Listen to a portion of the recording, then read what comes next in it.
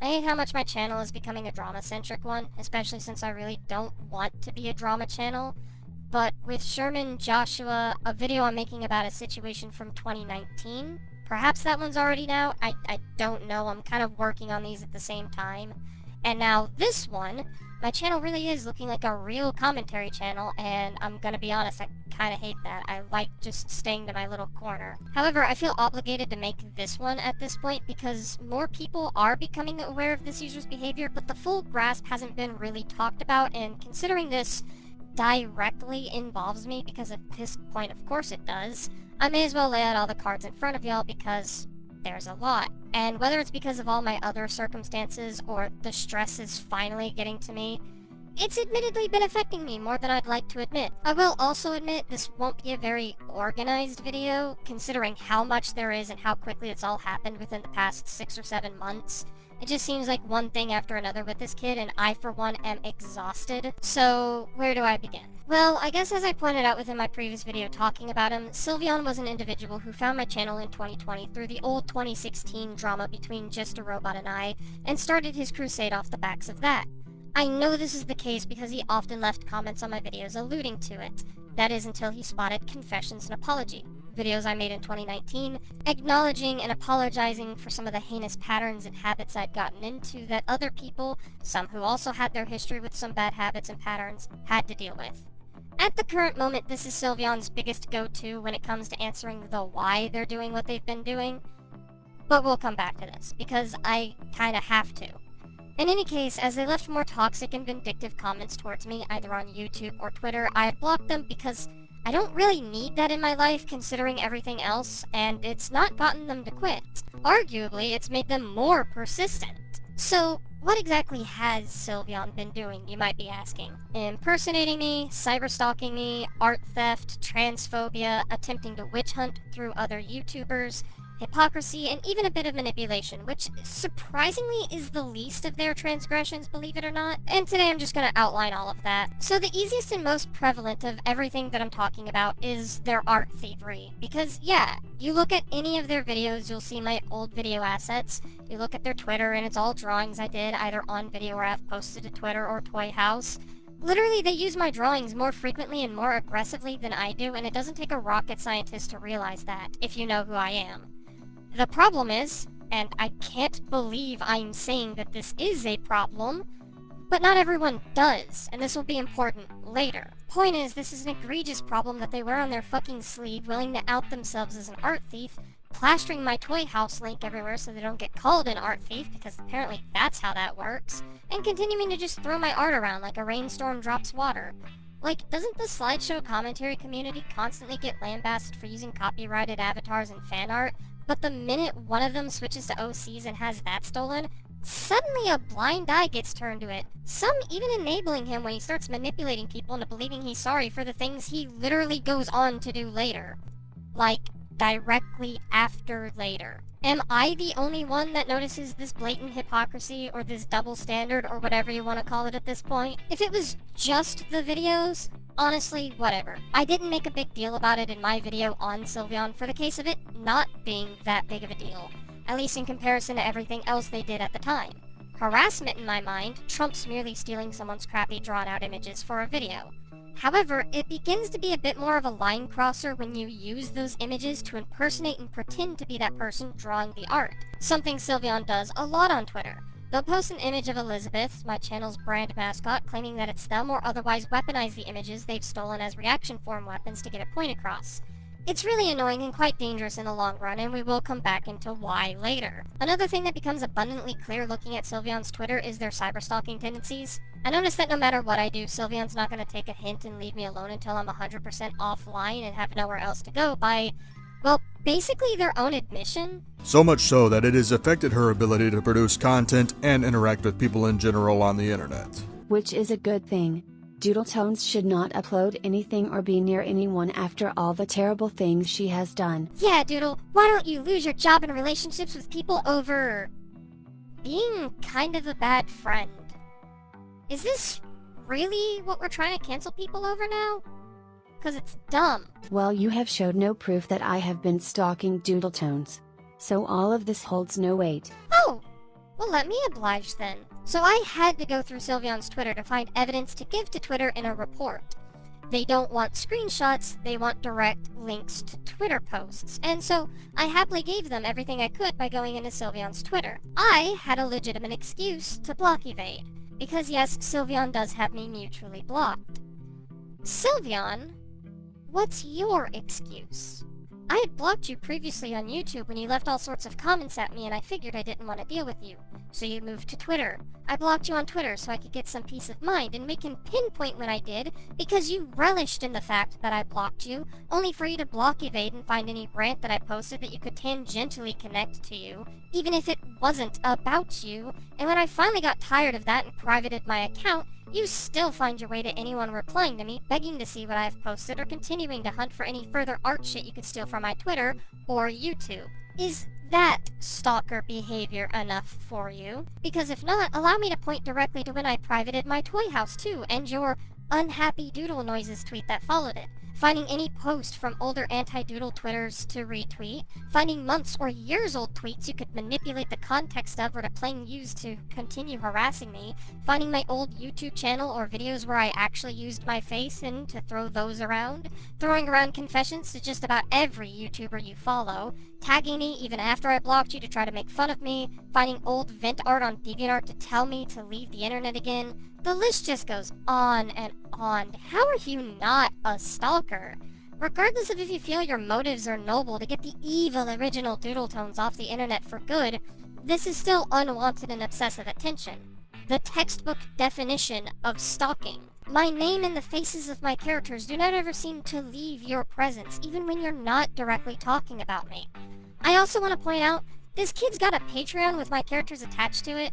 Like, you really out here trying to get people to donate to you for stalking and harassing a D-grade YouTuber? What a fucking gamer. Anyway, while we're on the note of your stalking behavior, despite us being mutually blocked, let's talk hypocrisy. Because, boy, for someone who loves to throw around how much I seemingly can't take criticism and will block you for it, don't think I haven't noticed all the people you blocked with the quickness as you put it to jar. Pink Robot literally out here making a passive thread about how she reported you for your poor behavior, only to get blocked following it. Or how you'll sit there and call the Sin guy a transvote parading Pride Month around like it's a fucking aesthetic while you misgender, dead name, and even call into question my being trans, with a point I swear to God is plagiarized from Kiwi Farms. You're so insecure in your identity that you want to take estrogen/testosterone and possibly mutilate your genitals just to regret it years or off your shelf later. Maybe you shouldn't call yourself being a different gender. Hey, you know, just because I did something shitty in the past, that doesn't excuse you doing the literal same shitty thing I did years later to me. There's kind of a reason I apologize for this behavior. Oh, wait. That apology is bullshit, and I can't change while being online now, can I? Guess this joke where you asked if Kai West could finally get stabbed, or all of this shit I'm bringing up that you seemingly claim to apologize for, suddenly bunk and you can't ever change while online, can you? Or how about that plagiarism I called you out in your jar video that you also claim to apologize for? I want to make this 100% clear. I do not stand by my first video on Doodletones. I'm just defending it from bad points. I was needlessly aggressive when I didn't need to be. So from now I consider this video and that video non-canon to my video series on Doodletones, so my next video on Doodletones is the real beginning. Or how about that time you literally stole someone else's speed draw as they did fan art of me, literally claiming it as your own? You know, I've just realized, despite me being a doodle, I haven't doodled anything. I think I will draw myself. Dumbass. I'm surprised and kind of disappointed that Septipaws fucking lightened up on your ass after the first video. You don't deserve it by your own logic. Side note, Sylveon actually never apologized for doing that last thing. Anyway, all acting aside, the general gist is that Sylveon is a massive fucking hypocrite. And like, sure, humans are hypocritical by nature.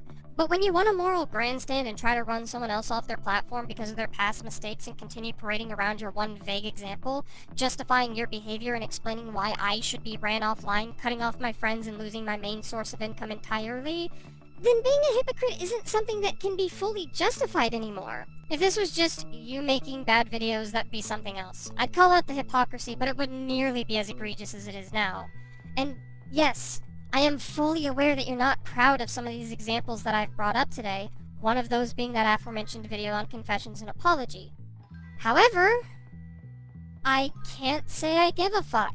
Especially not when you still claim it as an unapologetically disingenuous sob fest to everyone who calls you out on your awful Twitter behavior. Like, fuck off. To talk more in depth about confessions and apology and my previous friendship with V Omega, because that seems to be the big thing on those videos that makes them say they're disingenuous in nature. V was a notoriously manipulative and abusive individual. I'll talk about this in the other video whenever that comes out, or depending on if that one's out. As I said, I'm working on both these videos at the same time. But point is, V was very abusive. If it wasn't his grooming of other individuals, he was very confrontational and controlling, always wanting an argument out of people, and refusing to walk away from any conversation, merely willing to agree to disagree, or even admitting to when he was mistaken on something. In fact, that was one of the primary reasons we even kicked him from the Cloud Palace. Actually, I don't believe I ever talked about that. So if you're new here, the Cloud Palace is a group commentary channel I run, comprised of, I think, 42 members? God, I have trouble keeping track. It's like a central hub where a bunch of commentators can get together and chill, or do co-ops, or, do what group channels do.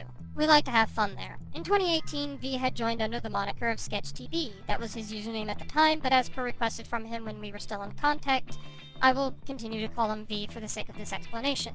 He got in and was fine for a while. There wasn't any immediate problems with him. However, over the course of time, people began to notice his habits of turning everything into an argument, regardless if he was right or wrong on the matter, and it drove people to come to me all the way back in April of 2018, hoping he'd get kicked without trial. Now, I didn't have to give V any leeway. Most of the group by this point wanted him to no longer be there. I had this whole conversation with another individual with, admittedly also a bit of a shaky past, where I was literally worried that me giving him the chance I did was going to hurt other people. But I gave him that chance despite everyone telling me I shouldn't have. However, I wanted to inform him what people's problems were, and I'll be blunt, I'm not the most reliable messenger. So I made a Google document called the Complaints Department document, where I'd send it to those who had an issue with V. They'd write their issues with them in that document, and I would take them into a call to talk to them about those problems. I'll leave a link below for anyone who's interested. I mean, it does no harm for people to see it now that V's been gone for a year, and most of the people who use that document are no longer in the CC, so I think it's whatever now. But you can see it for yourself. These are all testimony from at the time members of the Cloud Palace who all took issue with V's constant need to argue. And this with him never changed. If he took an issue with you, he would not rest until you conceded, bend it over backwards, and let him walk away unscathed from everything. He was very persistent in that department, and it could only be described as manipulative because he would want to control the narrative or control the facts that were laid out in front of everyone.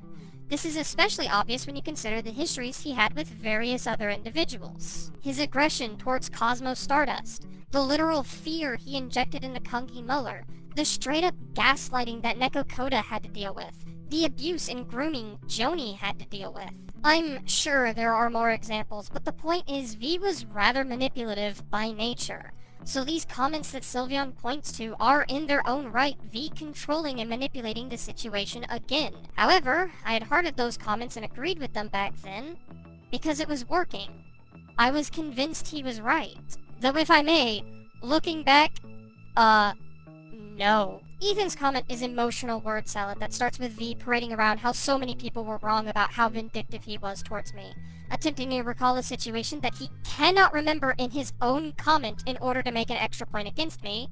Smooth. Getting angry that a video that was out to confess my horrible behavior spent more time confessing my horrible behavior over groveling at the feet of those I did go on to apologize to.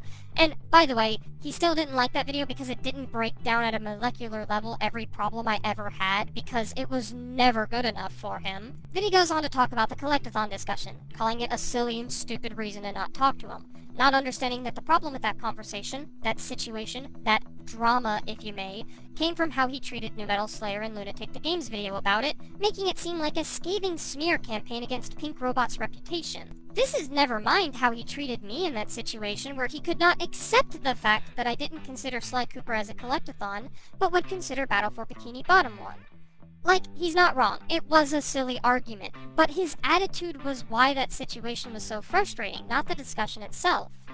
Oh, but because of my avoidance of him, I take things too seriously. Yes, while he might have also said that he took things too far, he had to make it also a me problem regardless, while in reality most of it was me explaining my side, which he was asking for, and then him demanding that I agree with his stance instead, while disavowing Slayer and Lunatic's honestly fun co-op on Pink Robot. You didn't even properly address the stuff that you said towards Leo when it came to that recent stream. Fix that and apologies, V was still not satisfied. You basically glossed over how you basically bullied Umbrus and Discount into admitting they lied about being trans. Because explaining how this behavior was much more of a recurring issue was way more potent, I felt.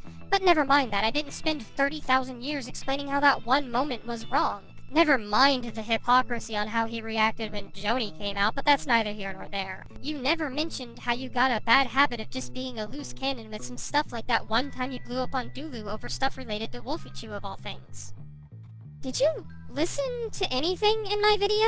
He was hurt over the fact that I didn't put his video on a best list, as if that is something to cancel me over, talking about how he didn't like me, you can get in line, brings up how I discredited him for bringing down the alt-CC single-handedly. When? Talking shit behind YouTube Dude's back for when he made his video as to why he's leaving the CC. V, I know this is a surreal concept for you, but being confrontational over a fucking video isn't always a reasonable thing to do. Then talks about how much dirt he had on me that he would never share despite giving this supposed dirt to someone on Kiwi Farms. By the way, I read it. It's just more emotionally manipulative dreck that the Neo Alt channel left in their comment. That comment also gets onto my case for spending more time in confessing my bad behavior instead of apologizing on a video that was out to confess my bad behavior and blatantly said that I didn't think I was going to get better or that my apologies were hollow. It gets onto my case for a drama that V wasn't a part of to say that that drama in particular is the reason V left. Gets onto my case for not making sure V was okay after being removed from the Cloud Palace, which blatantly not true, by the way. You can find it in my screenshot document that when it happened, I tried calming him down and making sure he was okay, so fuck off with that. Sure, we didn't always talk after the fact, and maybe he needed someone then.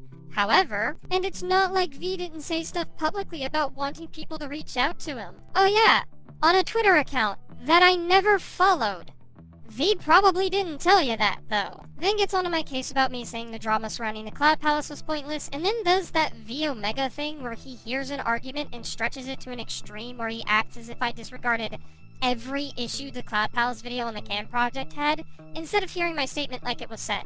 The drama was pointless. V claims that I intimidated people into silence, when very much not true. I never said no one could cover the video. Hell, I wasn't even mad when Ellie, previously known as Micromavi, covered it. The only thing that I was mad about, and this was a thing talked about in the group V was not in at the time, was where I was mad at the other Cloud Palace members who wanted to hit the video when they could have just pre-watched the video in question before it went public. Those not in the Cloud Palace were free to it. I would not have cared. A bad video does not intrinsically need a drama attached to it. It could just be a bad video. We all make those. Oh well. It happens. Making it that big of a deal was what I called pointless. That's all I ever said about it. NeoAlt then calls me a danger, an awful person, made the claim that I was willing to defend a child groomer, which is ironic in hindsight given this comment does exactly that. Claims V apologized for his transgressions. By the way, I do not recall him ever doing that, and then told me not to respond if I don't have good grammar, so I never did, in part because why would I want to waste my time on that? The other part was because I believed it at the time. Because I was vulnerable. V was manipulative. This is not a good combo. Sylveon here, however, wants to run me off the internet because of things my abuser thinks of me. Because someone who is willing to lie or exaggerate at every given chance to make sure he got his way. Someone who is willing to rally people against one another when they were on his shit list. Someone I would not take the word at merely at face value because it was dishonest at the nicest of times. Like, that's not to say that what I did wrong wasn't wrong. The way that I actually kicked him from the Cloud Palace was immensely tactless, and at the time I shouldn't have shown him the complaints document when everyone was under the promise that he wouldn't have. Perhaps I could have been a better friend in the long run or reached out to actually have conversations with him. But these aren't things that make me nearly as dangerous as the NeoAlt account nor Sylveon wants to make me out to be. God, that felt cathartic to get out of my system. That in mind, I am curious as to how either he or Ethan would feel knowing their comments defending V are being weaponized nowadays. Do they stand by him even?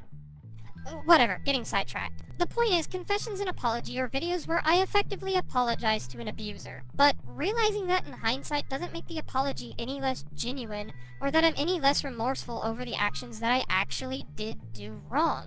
And the fact that Sylveon wants to listen more to an individual like V should be rather telling of Sylveon's motivations. To cap this video off, let's talk Sylveon's impersonation habits, because while Sylveon will go on and talk about how they're not pretending to be me whenever they get called out on this particular behavior, their actions do speak a lot louder than their words here. Sylveon does pretend to be me on his account, the most obvious of things I can point to being anytime he uses Elizabeth as a place to say, "Hey, that's me!"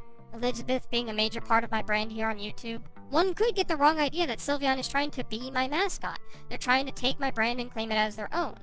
While Elizabeth is not technically me as Susie, she is heavily connected to the alias that I go by on pretty much every platform that I'm on. This is, in its own right, brand impersonation, which is typically an attack that impersonates a trusted company or a brand to trick its victims into responding and disclosing personal or otherwise sensitive information. While I'm not a company, per se, a brand on a basic level is just a particular identity or image regarded as an asset. It's where the phrase "be your own brand" stems from, and when people see my character Elizabeth, it's very reasonable to presume that a person will think of it as myself, as demonstrated by the reactions to a tweet Omnia put out talking about a tweet you made asking if Kai Wei would get stabbed already. Those replies are still around, by the way. Maybe not all of them that think I said that are up, but those deleted tweets still have people correcting the misinformation. Fuck, you even have Nani in those replies being fooled for a bit, so you can't sit here and pretend like you're not doing any legitimate harm by doing this. But whatever, maybe you see that as a bit of a stretch. He's pretending to be Elizabeth, not be you, right? Well, I can also point to him claiming that my Sona is one of his Doodle clone characters. I do have a specific character that I draw to represent me as a person. Obviously, me being a pre-op trans woman, I wouldn't want to just plaster my own face somewhere and have that be the crux of it. So I'll go out of my way to draw this little character here to fill in those gaps for me. And sometimes I'll change up that character, either for shits and giggles or otherwise to update the look. And Sylveon has taken that character as well, trying to place themselves in the shoes of the drawn representation of me as a person. Even if you don't want to consider Sylveon impersonating my brand mascot as true impersonation, this has gotta be a line, right? If not, how about these tweets where he took to my DDCD Twitter, a Twitter where I play the roles of my characters to answer queries that people have in the world that I built for my story connected to my content, and tried taking my place and answering those questions for me.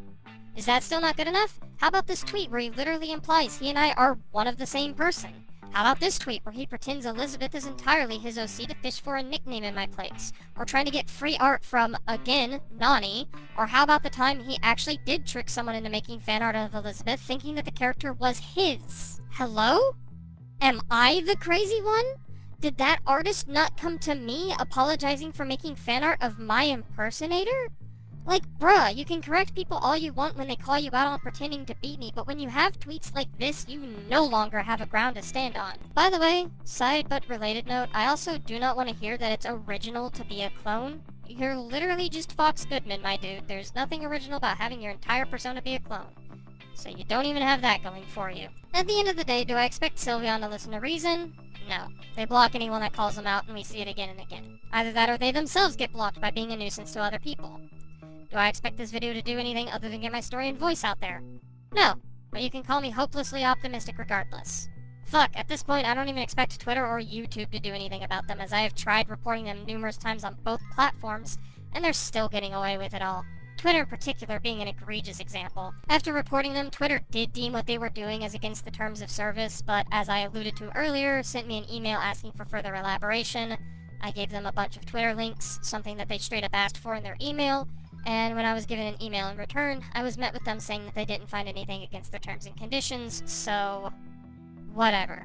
At the end of the day, I just fully expect to get harassed into isolation at this point, but I didn't want to stay silent, so here's the video venting about everything. Hopefully it gets out there. Hopefully people are willing to hear me out, and maybe you guys have better ideas. I just don't know anymore. Regardless, have a good day, everyone.